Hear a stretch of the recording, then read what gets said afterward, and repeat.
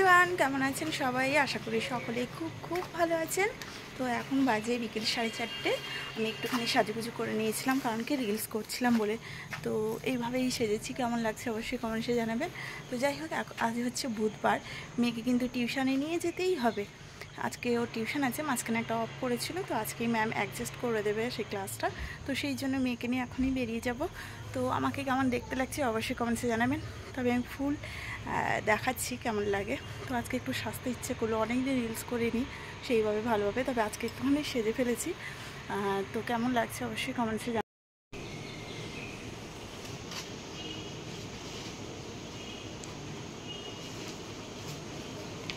আস্তে আস্তে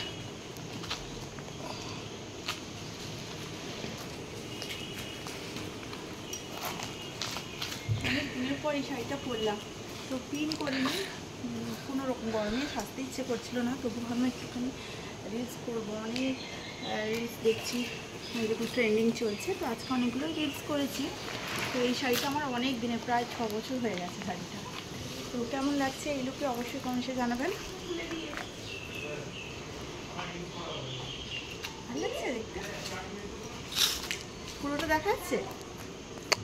পুরোটাই দেখাও। তুমি তো সামনে আসছো, কোথায় যাবো?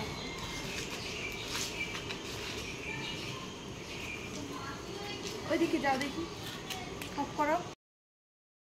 তো তারপর ওই যে বিকেলবেলা বললাম মেয়ের টিউশন ছিল, তো এখন বেজে গেছে প্রায় 6:30 মতো। মেয়েকে নিয়ে যাচ্ছিলাম, তারপর রাস্তায় মেয়ে ওই চিকেন পকোড়া আর আলু চপ এগুলো খেতে চাইলো।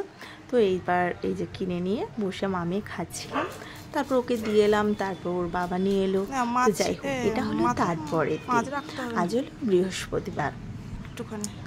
তো সকালবেলা বাড়ির সমস্ত কাজ শেষ করে নিয়েছি, এবার হাজব্যান্ড বাজারে যাবে বলল। তো তারপর হঠাৎ এই ছেলেটা মাছ বিক্রি করতে এসছে। ছেলেটা না খুব ভালো মাছ নিয়ে আসে, মানে খুব জ্যান্ত মাছ আনে, আর মাছগুলো খুব ভালো হয়। আমি এর কাছ থেকে প্রায় নিই, তো মাছ বেশ ভালোই আনে। তো দেখে আমি ওর কাছ থেকে একদম গোটা একটা রুই মাছ নিলাম। আমাদের দিকে রুই মাছের কেজি হচ্ছে 200 টাকা, আর এটা আমার 1 কেজির থেকে বেশি ছিল। তো মাছটা দেখে বেশ ভালো লাগলো, জ্যান্ত মাছ, তো ওর কাছ থেকে নিয়ে নিলাম। আর হাজব্যান্ড বাজারে যায়নি, আর হাজব্যান্ডের তো একটা অভ্যেস রয়েছে, সকালবেলা উঠলে ও একটু বাজারে যাবে, কিছু না কিছু আনবে প্রতিদিন। আর ও এমন কি সব দিন একটু বেশি করে নিয়ে আসবে, তারপরে 1 সপ্তাহ চলে যাবে, এটা নয়। ও প্রতিদিন যাবে, দিয়ে অল্প অল্প, একদিন গেল বেগুন অল্প একটু আনলো, একদিন গেল ঢেঁড়স কি অল্প একটু পটল এরকম আনে। হ্যাঁ, তো রোজ দিন ওর যাওয়ার খুব ইচ্ছে। তো যাই হোক, আজকে আর ও বাজারে যায়নি, বাড়িতে যা সবজি রয়েছে সেই সবজি আর যেহেতু মাছটা নিলাম, সেই দেখে বুঝে তারপর রান্না করব। তো ভিডিওটা দেখতে থাকুন, কি রান্না করি সবটুকু শেয়ার করব। তো আজ তো যেহেতু বৃহস্পতিবার, মেয়ের তো স্কুল আছে, হাজব্যান্ডের অফিসও আছে, তো ওরা তো যাবে, ওদের টাইমের মতো বেরিয়ে যাবে। তারপর আমার টিফিনটাও করতে হবে। সকালবেলা আমার খুবই কিন্তু এই রান্নাটা নিয়ে ব্যস্ত থাকি। তো এই যে মাছটা নিয়েছি, এবার মাছটাকে ভালো করে ধুয়ে নেব। আরও ও বলছিল যে এই মাছগুলো আছে দিদি নাও, না এতগুলো মাছ নিয়েছি আর কি হবে, থাক। এই মাছ দিয়ে আজকে ভেবেছি আম বাড়িতে আছে, কাঁচা আম, সেই দিয়ে একটু টক বানাবো আর মাছের ঝাল বানাবো। তবে টকটা না এখন ওদেরকে খেতে দেবো না, এটাই ভেবেছিলাম যে ওদেরকে টক তো খেতে দেবো না, টকটা করে রেখে দিয়ে রাত্রেবেলা খাওয়া হবে। আর বাড়িতে যদি থাকতো দিনের বেলা তাহলে দুপুরে খাওয়া হতো। আর যেহেতু সকালবেলা হাজব্যান্ডও অফিসে যাবে, মেয়েও স্কুলে যাবে, তো টকটা কি করে ওদের খেতে দিই। কিন্তু আমার কিন্তু খুব খেতে ইচ্ছে করছিল, তো আমি যেহেতু দুপুরবেলা ভাতটা খাবো, তাই ভেবেছি আজকে মাছের টক করব, আমি ওটাই খাবো, আমি মাছের ঝালটা খাবো না, এইরকম একটা চিন্তাভাবনা করে রান্নাবান্না বসালাম। আর এই মাছের তেলটা খুব ভালো ছিল, জ্যান্ত মাছ তো মাছের তেলটা খুবই ভালো ছিল। তো তাই দিয়ে আলু বেগুন দিয়ে একটা সবজি বানাবো। তো এই যে পেটি মাছগুলো নিয়েছি 4 পিস, সেটাকে বানাবো মাছের ঝাল, আর গাদা মাছগুলোকে মাছের টক করব, আর আলু বেগুন দিয়ে একটা সবজি বানাবো। তো এখন এই যে মাছের ঝাল বানাচ্ছি, তো কড়াতে সর্ষে তেল দিয়েছিলাম, তারপর বেশ অনেকটা পেঁয়াজ কুচি দিলাম, কাঁচা লঙ্কা কুচি দিলাম, দিয়ে এবার নাড়াচাড়া করে হালকা ভেজে আসতে এই লম্বা লম্বা করে বেগুন আর আলু কেটেছিলাম আর টমেটো কেটেছিলাম, সেগুলো দিয়ে দিলাম।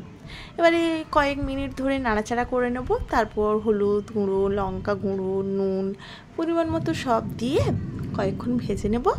তারপর সর্ষে বাটা দেব।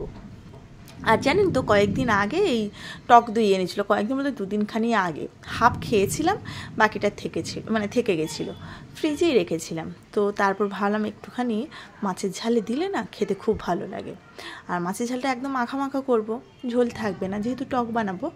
তো সেই জন্য ভেবেছি এই মাছের ঝালেই দিয়ে দেব। তো এই যে আলু বেগুন দিয়ে মাছের ঝালটা বানাচ্ছি, এখন এই ফুটছে। তো আলু বেগুনগুলো সেদ্ধ হয়ে গেলে পুরো শেষেই টক দইটা দিয়ে দেবো। এই যে এখন দিলাম টক দই। তারপর টক দইটা দেওয়ার পর 1.5 থেকে 2 মিনিট একটু ভালো করে ফুটিয়ে নেব। তারপর মাছ দিয়ে সেও 1-2 মিনিট ফুটিয়ে নিলে পুরো রান্নাটা কমপ্লিট। আর এদিকে মাছের টকটাও খেতে খুব আজকে ইচ্ছে করছিল। হ্যাঁ, সেই গাদা পিসগুলোকে ভালো করে ভেজে নিয়েছি, তো সেটাকেই টক করব। তো যাই হোক, ভিডিওটা দেখতে থাকুন, সবই শেয়ার করব। আর হ্যাঁ, আমাকে তো টিফিনটাও করতে হবে, হাজব্যান্ড যেহেতু অফিসে যাবে, মেয়েও স্কুলে যাবে। তার সাথে সাথে আমাকে আবার রান্না করতে করতে মাঝখানে আবার দোকানেও বেরোতে হলো, কেননা হাজব্যান্ড আজকে বাজারে যায়নি। ও যেতে বারণ করলাম যে যেহেতু আমি মাছটা এনে ফেলেছি আর বেশি তো সবজি লাগবে না, তো তোমাকে যেতে হবে না। তার মাঝখানে আমি আবার পাউরুটিও আনতে গেছিলাম। তো যাই হোক, আমার সকালবেলায় এইরকমই থাকে টুকটাক। আমিও কখনও দোকানে গিয়ে নিয়ে আসি, হাজব্যান্ডও আমি রান্না করতে করতে বলি, তখনও কিছু নিয়ে আসি। তো যাই হোক, এখন যে টক বানাচ্ছি, কড়াই সর্ষের তেল দিলাম, তারপর সর্ষে ফোড়ন দিলাম, শুকনো লঙ্কা ফোড়ন দিলাম, তারপরে যে ঢ্যাঁড়স কেটে রেখেছিলাম ডুমো ডুমো করে, তো সেটা দিয়ে দিলাম। তারপর নুন দিলাম, যেহেতু টক তো নুন তো লাগবেই। আর ঢ্যাঁড়স তো এমনিতেই একটুখানি না ভাজলে তো কেমন একটা হয়, মানে ওর গা থেকে সেরকম যেমন লালার মতো কিছু বেরোয়, সেটাকে একটু ভালো করে ভাজতে হয় ঢ্যাঁড়সকে। তো সেই জন্য প্রথমে ঢ্যাঁড়সটাকে ভালো করে ভেজে নিলাম। তারপর আমগুলো কেটে রেখেছিলাম, একটাই আম দিয়েছি। 3 পিস মাছের টক বানাবো, না অল্পই টক বানাবো, তো সেই জন্য একটা আমেই হয়ে যাবে। আর যে আমটা এনেছিল খুব ভালোই আম এনেছিল। তো যাই হোক, তারপর যে আমটা দিয়ে নাড়াচাড়া করে তারপর জল দিয়ে দিলাম পরিমাণ মতো। তারপর নুন দিলাম, হলুদ গুঁড়ো দিলাম। দেওয়ার পর এবার সর্ষে বাটাটাও দিতে হবে। তবে একদম যখন আমটা ভালো করে সেদ্ধ হয়ে যাবে, তখন আমটাকে ভালো করে না মাখিয়ে নিতে হয়, তবে কি টকটা হয়। আমটাকে একটা বাটিতে করে নিয়ে নিলেন, তারপর চামচে দিয়ে একটু চেপে চেপে চেপে চেপে একদম যেমন একটা চাটনির টাইপের একদম থকথকে হয়ে যায়, সেই রকম মানে আমটাকে ভালো করে সেদ্ধ করে নিতে হবে। তারপর দিলে মানে ওই টকটা খেতে খুব ভালো হয়, ঝোলের সাথে মিশিয়ে দিলে তারপর টকটাও ঠিক হয়ে যায় আর খেতে খুব ভালো হয়। তো সেইভাবেই করলাম। তো করার পর তারপরে যে বললাম টিফিন নিয়ে যাবে, এদিকে পাউরুটি আর বাটার ওদেরকে দেবো আজকে, সাথে চিনি দেবো। আর কলা ছিল বাড়িতে, ওদেরকে আজকে টিফিন দেবো। আর এদিকে মেয়েকেও খেতে দিয়ে দিলাম, আর হাজব্যান্ডের জন্য বেড়ে রেখেছি। হাজব্যান্ড এখনও কিন্তু স্নান করা হয়নি, পার ডে এরকমই হয়, আমার রান্নাটা কমপ্লিট হয়ে যায়, ওর স্নান কমপ্লিট হয় না। তো যাই হোক, আমাদের এখানে খুব বৃষ্টি হচ্ছে এখন, তখন তো ওরা বেরিয়ে গেল। অলরেডি 15-20 মিনিট ধরে বৃষ্টিটা শুরু হয়ে গেছে। ঠান্ডা ঠান্ডা ওয়েদার, বেশ ভালো। তবে মেয়েকে তো আনতে যেতে হবে, কিন্তু হঠাৎ এত বৃষ্টি হলে বৃষ্টির মধ্যে নিয়ে আসবো, এখন প্রবলেম হবে। যাই হোক, তো এই যে মেয়েকে আনতে যাচ্ছি। আমাদের এদিকে প্রায় সেই 1:30টা থেকে বৃষ্টিটা শুরু হয়েছিল, তো বেশ ভালোই বৃষ্টি হয়ে গেছে। একটু ঠান্ডা ঠান্ডা ওয়েদার, একটু মেঘলা হয়ে আছে এখনও। তো যাই হোক, এই যে মেয়েকে এখন আনতে যাচ্ছি, মেয়েকে নিয়ে আসি। তো এবার দুঃখের কথা বলি, আজই বৃহস্পতিবার আমি মেয়েকে আনতে যাচ্ছিলাম, তো মাঝখানে রাস্তায় মা আমাকে কল করে দিদা মারা গেছে। তখন এই 3:30 মতো হবে, তো আমি তখন মেয়েকে আনতে যাচ্ছি। তো যাই হোক, এইটা একটা খুব দুঃখের কথা, দিদা আর পৃথিবীতে নেই।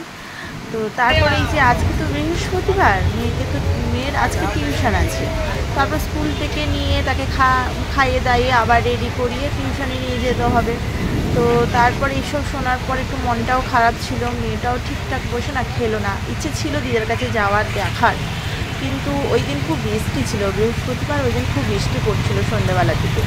তারপর হাজব্যান্ড তো অফিসে থাকে, আমি কি করব, তো সেই জন্য আর যাওয়াই হয়নি। আর যেহেতু আমি দুবার দেখতে গেছি, আর মা বলে কি যে দিদাকে তো এখানে দাহ করা হবে না, দিদাকে নিয়ে চলে যাওয়া হবে মেদিনীপুরে, তো তোকে আর আসতে হবে না, মাম্মামকে নিয়ে বৃষ্টির মধ্যে আসবি, আর আমরা কখন বেরোবো, তুই এতক্ষণ একা থাকবি, আর জামাই ধরো অফিসে আছে, কখন আসবে। তো সেই জন্য আমি আর যাইনি। তো খুব দুঃখের বিষয়টা। তারপর ওই যে মেয়ের আজ যেহেতু টিউশন আছে, তো তারপর মেয়ে বললো মা একটা চিকেন রোল খাবো। বাইরে বেরোলেই না শুধু খাবারের দোকান থাকে, আর মেয়েটা মাঝে মাঝে ইচ্ছে করে খাবে, আর বাড়িতে তো খাবারটা সেভাবে খেলোই না। তো এই যে দুটো চিকেন রোল নিলাম, নিয়ে এখন এই যে এগিয়ে যাচ্ছি, মেয়েকে নিয়ে টিউশনে যাব, ওকে দিয়ে আসবো। তো এটাই খুব খারাপ লাগছে জানেন তো, মানে গেলে ভালো হতো। কিন্তু তো ওই দিন কিন্তু খুব বৃষ্টি ছিল, বৃহস্পতিবার রাত্রেবেলা, কলকাতায় এখানে আমাদের, তো আর যাওয়া হয়নি। তবে মাসির বাড়ি টালিগঞ্জ, আমাদের বাড়ি থেকে বেশিটা সময় লাগবে না মেট্রোতে গেলে, কিন্তু ওই বৃষ্টিটার জন্যই যেতে পারলাম না। মানুষটাকে দেখার খুব ইচ্ছে ছিল।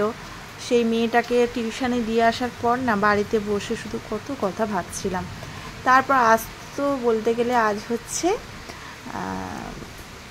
শনিবার, তো এই দুদিন মানে ওইগুলোই শুধু চিন্তা করছি, তাই কত ভিডিও আমার পড়ে আছে, আমি আপলোড করতেই পারছি না, ইচ্ছেই করছে না। তো যাই হোক, এটা হচ্ছে শুক্রবার সকালবেলা, রান্নাবান্না কমপ্লিট, আর হাজব্যান্ড বলে আজকে একটুখানি ঝাল সুজি বানিয়ে দাও। তো এই যে সকালবেলা ওই টিফিন বানাচ্ছিলাম, মেয়ের কিন্তু স্কুল ছিল, তো এই যে একটু গাজর, বিনস, টমেটো, পেঁয়াজ, কাঁচা লঙ্কা সব রকম দিয়ে সুজিটাকে আগে থেকে ভেজে রেখেছিলাম, যে একটা ঝাল সুজি বানাচ্ছি। আর আমিও সকালবেলা এটাই টিফিন করেছিলাম। তো এই, আর আমার না সকালবেলা মাঝে মাঝে বলতে গেলে ভাতই খাওয়া হয়ে যায়, একদম সেই ধরুন কাজটা শেষ করে স্নান টান করে তখন বেজে যায় প্রায় 12টা, তখন ওই ভাত খেয়ে নিই, আর খাওয়া হয় না। তারপর সেই মেয়ে স্কুল থেকে এলে কখনো মেয়ের সাথে খাই, কখনো আবার খাওয়াই হয় না। আর ওই যে আমি বললাম আমার সেই লকডাউন থেকে এমনভাবে ওয়েটটা বেড়ে গেছিলো প্রচণ্ডভাবে। তো তারপর এখন এই যে ভিডিও করি না, ভিডিওতে দেখি যে কত মোটা হয়ে গেছি, আর সবাই দেখেই বলে যে অনেকটা তুই মোটা হয়ে গেছিস, ওয়েট খুব বেড়ে গেছে হঠাৎ করে, আগে বেশ সুন্দরই ছিলাম। তো যাই হোক, তো এখন একটু ওই খাওয়া দাওয়া একটুখানি কন্ট্রোল করি, এটাই। তো এই যে ঝাল সুজি সকালবেলা খাওয়া দাওয়া হবে, আর মেয়ের তো স্কুলে গেছে, মানে এই ঝাল সুজির টিফিন নিয়ে, তারপর হাজব্যান্ডও গেছে। তবে শুধু মানে মনের মধ্যে চলে কি বলুন তো, কখন যাব দিদার বাড়িতে, কখন। আর যেহেতু আমার মামা নেই, তো ছোটোবেলা থেকে সেই দিদা দাদুর কাছে মানুষ, তো ওই নিয়ে মানে সারাক্ষণ চিন্তা ভাবনা করি, আর একদম ভালো লাগে না। তারপর হাজব্যান্ডকে বলছিলাম যদি আমি কাছাকাছি থাকতাম তাহলে কখনই মায়ের কাছে চলে যেতাম, দিদা দাদুর ওখানে যেতাম, কি হচ্ছে না হচ্ছে সবই জানতাম। তবে হ্যাঁ, অবশ্যই যাব, দিদার কাজে তো আমাকে যেতেই হবে, তো সবটুকুই শেয়ার করব। তো ভিডিওটা আপনারা দেখবেন, আর যারা নতুন বন্ধু দেখছেন অবশ্যই আমার সাথে থাকবেন। আমি আমার ডেইলি ব্লগ আপলোড করি, তো আশা করি আপনাদের ভালো লাগবে। তো যাই হোক, তো ভিডিওটা আর বড় করছি না, এখানেই রাখছি। আপনারা সকলে ভালো থাকবেন, সুস্থ থাকবেন। নেক্সট ভিডিওতে আবার দেখা হচ্ছে। এখনকার মতো টাটা, বাই।